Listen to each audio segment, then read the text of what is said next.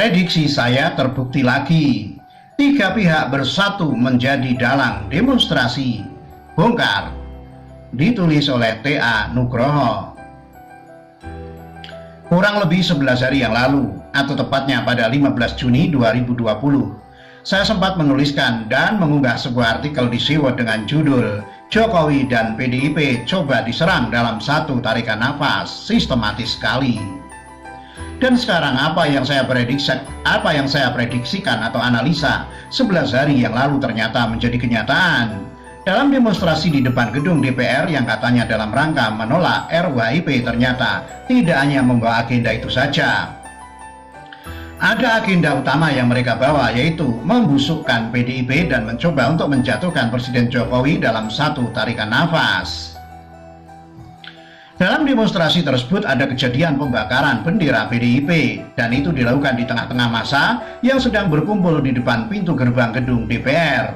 Jadi jika ada orang, HS mengatakan bahwa dia tidak tahu ada kejadian tersebut, maka bisa dicurigai dia adalah salah satu orang yang sebenarnya paling tahu tentang pembakaran bendera PDIP tersebut. PDIP harus awasi orang ini dan jika perlu segera laporkan ke polisi agar diusut peran orang tersebut dalam kejadian pembakaran bendera PDIP tersebut.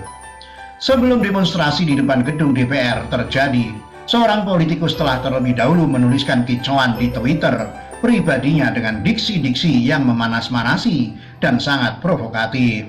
Hal ini terjadi sama seperti pada awal terjadinya demo di Jakarta yang menuntut Ahok untuk diproses hukum. Bahkan sampai politikus tersebut disinyalir adalah otak dan penyandang dana dari aksi demonstrasi menuntut Ahok tersebut. Pada 20 Juni 2020, saya juga telah menuliskan sebuah artikel dengan judul Rencana Balas Dendam Mereka Telah Gagal Total. Silahkan ganti ke plan C. Dalam artikel tersebut saya sedikit menuliskan tentang adanya upaya-upaya yang sangat sistematis dan terkoordinasi dengan baik untuk membuat instabilitas politik di Indonesia. Tujuannya adalah untuk balas dendam dengan menjatuhkan Jokowi karena sudah membubarkan Petral. Upaya-upaya tersebut dilakukan semenjak Petral dibubarkan oleh Presiden Jokowi pada 13 Mei 2015 lalu. Jadi kurang lebih sudah 5 tahun upaya tersebut telah mereka lakukan. Ketika kasus Ahok pertama kali mencuat pada September 2016 lalu, upaya tersebut sempat menemukan momentum, tetapi Jokowi dengan sangat elegan bisa membalikkan keadaan pada waktu itu. Alhasil, rencana mereka gagal pada waktu itu dan sekarang mereka menemukan momentum lagi dalam kasus RUU HIP. Jika ditarik benang merah dari kejadian-kejadian yang pernah terjadi di Indonesia dengan melibatkan aksi massa yang membawa sentimen ideologi dalam kurun waktu dari 2014 sampai dengan hari ini, maka hanya akan ditemukan beberapa nama saja. Dan jika diperdalam lagi dengan ditambahi analisa tentang Petral, maka hanya akan ditemukan satu nama. Silakan Anda analisa sendiri untuk mencari benang merahnya. Anda bisa memulai analisa Anda dari isu gurita, isu mafia migas Petral, isu proyek-proyek mangkrak, isu pembiaran terhadap ormas intoleran, isu kehancuran partai politik besar yang sekarang menjadi partai gurem, dan terakhir adalah isu awal mula kehancuran dan korupsi Jiwasraya. Khusus dalam isu awal mula kehancuran dan korupsi Jiwasraya, kemungkinan ada dua faksi yang terlibat. Karena beberapa waktu yang lalu Beni Cokro telah bernyanyi panjang lebar di pengadilan tentang siapa saja orang yang sebenarnya harus bertanggung jawab tentang korupsi yang terjadi di Jiwasraya. Beni Cokro mengatakan bahwa ada banyak emiten yang dikuasai oleh sebuah grup besar yang seharusnya menjadi pihak yang paling bertanggung jawab dalam kasus korupsi Jiwasraya tersebut.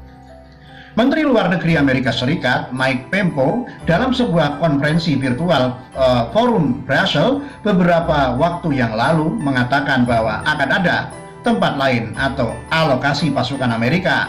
Saya baru saja berbicara tentang ancaman dari Partai Komunis Cina. Ada ancaman untuk India, Vietnam, Indonesia, Laut Cina Selatan, dan Filipina. Hal tersebut sangat berkaitan erat dengan tensi yang meningkat di daerah LCS atau Laut Cina Selatan. Amerika sedang mencari pangkalan baru di dekat LCS atau Laut Cina Selatan agar bisa digunakan untuk menempatkan pasukannya jika saja perang fisik antara Amerika dengan Tiongkok di LCS benar-benar terjadi.